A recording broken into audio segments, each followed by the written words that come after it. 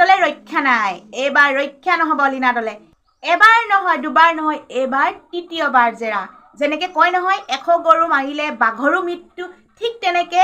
এবাৰ দুবাৰ নহয় এবাৰ হৈছে তৃতীয়বাৰ জেৰা লীনা দলে এবাৰ তোমাৰ ফালে চেলমনি বদনি এবাৰ আকৌ তৃতীয়বাৰ বাবে জেৰা সন্মুখীন হ'ব লাগিব লীনা দলে বাইদেউ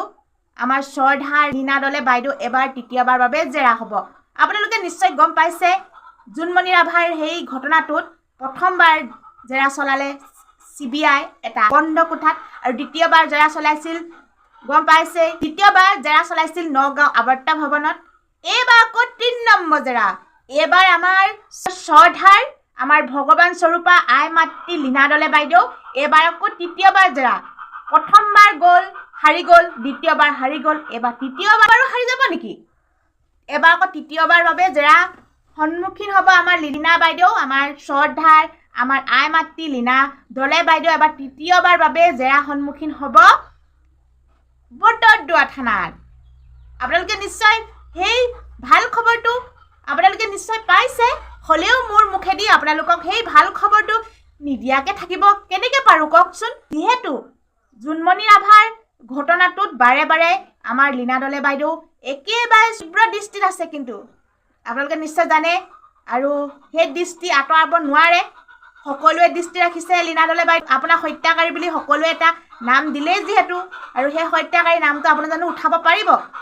নিশ্চয় নোৱাৰে জোনমণি ৰাভাৰ মাকে আপোনাক বাৰে বাৰে হাজাৰবাৰ কৈছে আপুনিয়ে জোনমণি ৰাভাক হত্যা কৰোৱাইছে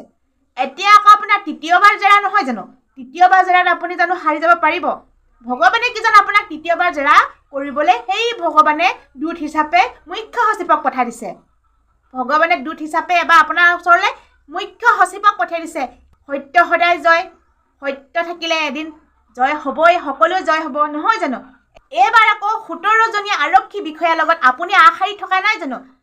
ৰাজনৈতিক বিভাগ আৰু অসম চৰকাৰে গৃহ আৰু ৰাজনৈতিক বিভাগে তীব্ৰ জেৰা চলাব আপোনাৰ চাগে বহুত মনটো উগুল থুগুল লাগি আছে এইবাৰ আকৌ মুখ্য সচিবে জেৰা চলাব বটদ্ৰৱা থানাত আৰক্ষী জিম্বাত থাকোঁতে এজন যে কৈদী মৃত্যু হৈছিল বহুত ৰহস্যজনকভাৱে সেই ৰহস্যজনকভাৱে মৃত্যু হোৱাৰ কাৰণে আপোনাক এবাৰ মুখ্য সচিবে জেৰা চলাব তীব্ৰ জেৰা চলাব কিবা এটা যদি কওঁ ভুল চুল নধৰিব মাফ কৰি দিব দেই আপুনি আকৌ বহুত উচ্চ মানুহ নহয় জানো একদম আপোনাক কৰজোৰে প্ৰাৰ্থনা কৰিছোঁ আৰু যিহেতু আপুনি একদম কিবা যদি অপৰাধ কৰিছোঁ ক্ষমা কৰি দিব মই আকৌ এইবিলাক সাজি কথা কোৱা নাই দেই লীনা দলে বাইদেউ যিহেতু মই নিউজত পোৱাৰ কাৰণেহে কথাষাৰ কৈছোঁ আৰু মই যাতকৈ সাজি ক'ব নাজানো আপোনাক যিহেতু জোনমণি ৰাভাৰ মাকে বাৰে বাৰে কৈছে যে আপুনিয়ে হত্যা কৰাইছে আৰু আপুনি হত্যা কৰোৱা নাই বুলি আকৌ ক'বও নোৱাৰে নহয় আকৌ মাকক যিহেতু আপুনি চকুত হৈ ক'ব নোৱাৰিলে যে আকৌ চকুত হৈ যদি ক'লেহেঁতেন সকলোৱে অসমবাসী ৰাইজে মানি ল'লেহেঁতেন যে আপুনি হত্যা কৰা নাই মাকৰ ওচৰলৈ আকৌ আপুনি যাবই পৰা নাই নহয় জানো কাৰণ আপোনাৰ দৃষ্টিত আকৌ ধৰা পৰিব দে সেইটো কাৰণে কি জানো আপুনি যাব পৰা নাই সেইটো আকৌ মই কোৱা কথা নহয় দেই আপুনি ভুল নুবুজিব কাৰণ অসমবাসী ৰাইজে আপোনাক দৃষ্টি দিছে নজৰ ৰাখিছে যে আপুনিয়ে হত্যা কৰাইছে বুলি কাৰণ মাকে কৈছে নহয় জানো মাকে কোৱা মতে আপোনাক গোটেই অসমৰ জনতাই মানি লৈছে আৰু মই মাকে কোৱা কাৰণেহে কৈছোঁ দেই আপুনি আকৌ মোক ভুল চুল নধৰিব আৰু পিছত আকৌ মোকো শাস্তি দিবলৈ আকৌ হেণ্ডকাফ নলগাব দেই মই ভুল নাই কোৱা কাৰণ মই মানে নিউজত পোৱা কথাখিনিহে মই সেই মোৰ সেই ভিউৱাৰ্ছসকলক কৈছোঁ আকৌ দেই আপুনি যাতকৈ ভুল নধৰিব এতিয়া আপুনি মুখ্য সচিবৰ ওচৰত যাওক আপোনাকতো জেৰা চলাব কি জেৰা চলায় ৰৈ থাকে নহয় শুনিবলৈ আপোনাক কি জেৰা চলায় আপুনি যাতেকৈ আপুনি নজনাইচোন আমিও ৰৈ থাকোঁ নহয় আপোনাক কেনেকৈ ধৰণে জেৰা চলায় আপুনি কি উত্তৰ দিয়ে আমাৰ জানো শুনিবলৈ মন নাযায় লীনা দলে বাইদেউ ক'বচোন আমিও শুনিম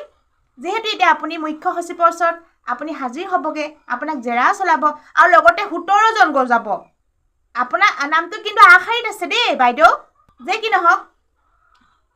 এতিয়া আপোনালোকে নিশ্চয় শুনিছে যে বটদ্ৰৱা থানাত এজন কৈদী মৃত্যু হৈছিল সেই কৈদী মৃত্যু হোৱা কাৰণত লীনা দলে মুখ্য সচিবৰ ওচৰত হাজিৰ কৰা হ'ব আজি সেইটো এটা বহুত ভাল খবৰ মুখ্য সচিবৰ ওচৰত আজি জেৰা চলোৱা হ'ব জোনমণি ৰাভাৰ সন্দৰ্ভত দুবাৰকৈ জেৰা চলাইছিল লীনা দলে আৰু এতিয়া বটদ্ৰৱা থানাৰ জিম্বাত যিজন কৈদী মৃত্যু হৈছিল ৰহস্যজনকভাৱে সেই মৃত্যু হোৱাৰ কাৰণে আজি লীনা দলে লগতে আৰু 17জন আৰক্ষী বিষয়া আজি তাত উপস্থিত হ'ব আৰু মুখ্য সচিবে জেৰা চলাব সেই 17জন কোন তাৰ ভিতৰতে কেইজনমানৰ নাম মই আপোনালোকক উল্লেখ কৰিম এজন হৈছে ধ্ৰুৱজ্যোতি বৰা আৰু এজন নিৰুপমা হাজৰিকা,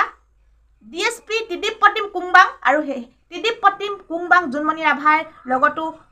সাঙুৰ খাই আছে, নাম সাঙুৰ খাই আছে, আপোনালোকে নিশ্চয় গম পায়। আৰু এগৰাকী দীপ্তি মালী, দুৰ্লভ চন্দ্ৰ দাস, কলিয়াবৰৰ তৰাদিন্তন SDPO মৃন্ময় দাসসহ লগতে আৰু বহুকেইজন ব্যক্তি, সেইকেইজনৰ নাম মই নাজানো। যিকেইজনৰ নাম মই তালিকাখনত পাইছোঁ বা নিউজত পাইছোঁ সেইকেইজন নাম আপোনালোকক কৈ দিছোঁ। লীনা দলে লগতে আৰু সেই 17জন আৰক্ষী বিষয়াও মুখ্য সচিবৰ ওচৰত আজি উপস্থিত হ'ব। মুখ্য সচিবে যিহেতু জেৰা চলাব, আপোনালোকে মই কৈছোঁৱে, যেতিয়া লীনা দলে